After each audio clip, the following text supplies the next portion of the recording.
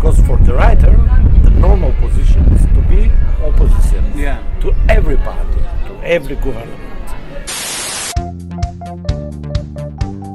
Hello, my name is Manley. Hadley. This is Triumph of the Now TV. This week we're talking about politics with three writers based in the Balkans. It's Andrej Nikolaidis, Aleksandar Prokopiev and Faruk Sehic. All of whom are talking about local and international politics. It's an interesting episode, quite a serious one really. I hope you enjoy.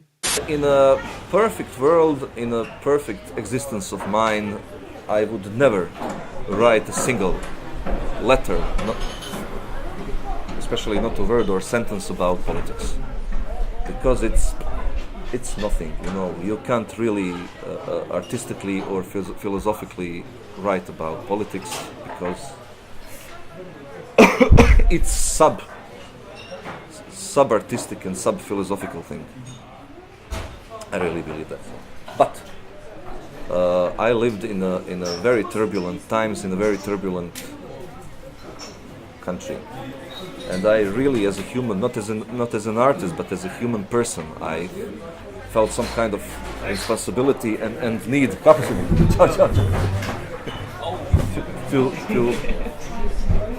to do what I can do, and I wasn't able to fight any other fights than fights in my texts, you know. So I did it.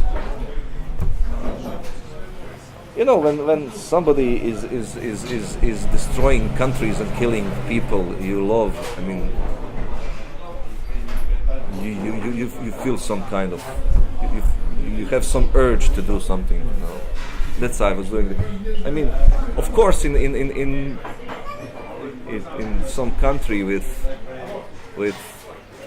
let's say Westminster style democracy, I wouldn't give a damn about writing about politics. I would just try to do my novels, and that was it.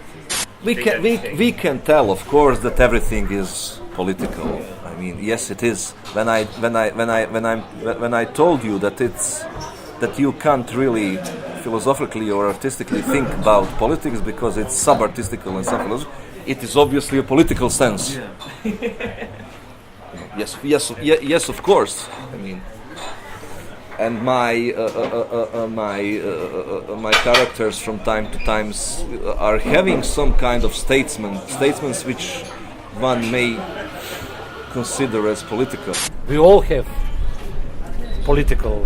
I was in my youth accused because of anarchism. There is in ex-Yugoslavia some modern way to be accused if you're not in it, that you're anarcho-liberal. I didn't know what does it mean, anarcho-liberal, you know? In my rock and roll, what is wrong? Okay, rock and roll is anarcho-liberal. But not as different. But it was very serious.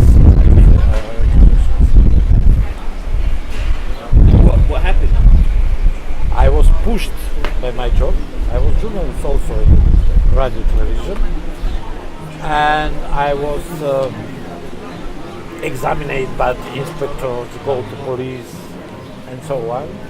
And for a year I had a job. Really? Everything is so pessimistic. That right wing, alt-right and far-right movements, they are stronger. You have one very bizarre situation in Bosnia. That Bosnian party who want to be separated, that one part of Bosnia wants to be part of Serbia. So they are friends with Marine Le Pen. There is one security of tribe in this, and in this populistic, in fact, part of the human being, there is this tribe and anti-individual principle. Is that modern or is that Now it's very strong. Not only in Balkans. You can see what is happening in United States, what is happening in France, what happened in Hungary. I was in Hungary. I have a book there half years before. The atmosphere is like this. It's the dictature of populism. This new type of dictators. It's not the old dictators like communist dictators. No, this is very special. Using media, using all these things, very special way how to govern the people. The effect of this politics, these populistic politics, are very interesting. For example, you have meetings of the square, of the meetings, and all the people are exciting. They shootings, bravo, everything. And after meetings, you can see the people who are almost melancholic. They are completely like this. They back to their everyday life. This is very interesting with this populistic. These dictators know that this is, in fact, fascistic ideology. You must guard this tension of excitement. I'm sorry, but my or yours opinion about black holes is not quite relevant as the opinion of the experts on black holes or any other matter. So, I think that we should read and we should think. And maybe, and just maybe, after the whole death process, we should say something about it. I can understand that everyone have an opinion. I can understand that everyone have a need to express it. But okay, just wait a second. And then there is a problem with that it seems that we have a need to express our opinion about things which are not even over. To express our opinion while the things are getting on, which is impossible. Even for the most intelligent, most educated people, if they try to do that, they will fail. The good manipulator can manipulate with media now and to be president and prime minister without problem. And before, in the 20th century, you must have a person, speech, arguments. Now, there. But what is political nowadays? Is it in what sense? In Foucaultian sense? In the terms of some kind of coherent global politics?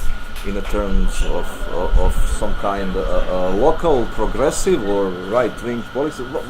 I mean, I can't even tell what politics is right now. It's a mess. It's a completely different game.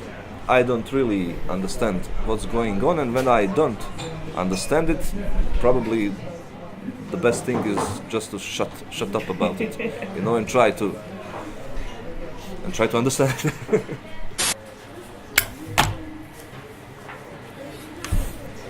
You know what? I'm afraid that, first of all, so-called direct democracy, and when we are talking about direct democracy, we are not talking about Swiss referendums, which is of course also a direct democracy thing, but we are talking about so-called people speaking. In that terms, Russian Revolution was a matter of direct democracy, power to the people. People said what they have to say. They have all the power, etc., etc. So, my fear is that in direct democracy is expressing itself as a terror, And in parliamentary democracy, it expresses itself as a terror of incompetence. And that I think we are experiencing right now. In Crimea or in Donbass, in that part of East Ukraine. So when that happened in Ukraine, I said that it is the same scenario like in Bosnia during the 1992. In the beginning, they said we have yes, we are part of Bosnia, but we are independent. We are some kind of autonomical county. We want our government. And at the end, they will say, okay, we want to be part of Serbia, like unofficially. That part of Ukraine, that part are part of Russia. So we are not living in so happy world. We are not shiny happy people like in the song of R.E.M. They say that Western journalists once asked one of a communist China leader, I think it was Manley, in this particular anecdote, what does he think about French Revolution? And he told them it is too early to say. So, I mean, that's it. You have another question? No!